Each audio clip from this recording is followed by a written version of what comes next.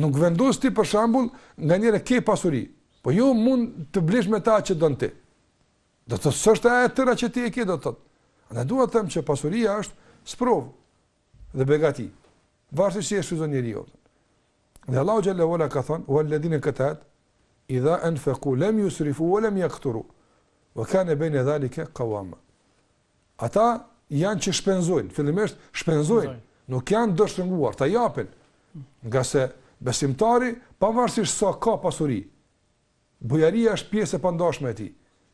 Nuk ka nivel caktuar të pasurisë që përcakton prej ku ti fillon të jesh bujar. Apo nuk ka kështu. Standardi starti është ti je bujar. Bujar. Pavarësisht. Po mënyra se si është shpejt bujarendet e pastaj kthehet tek mundësitë. Ama nuk e diktoj mundësitë ekzistimin e bujarisë, absolutisht. Muslimani çdo situatë është bujar. Nuk ka musliman do të thotë do shtrëngum, absolutisht. Nuk guxon të jetë. Por tash kjo bujari ka kufi. Ka kufi dhe rregullohet. E tregon Allahu xhallahu ala pasaj si duhet bërë. Qase kjo pasuri është për të rregulluar jetën dhe për të kryer obligimet që kemi ndaj kategorive të caktuara të njerëzve, duke filluar nga familja, nga rrethi, shoqëria kështu me radhë. Dhe kemi pasuri që duhet shpërndar në mënyrë obligative dhe kemi pasuri që duhet shpërndar në mënyrë vullnetare.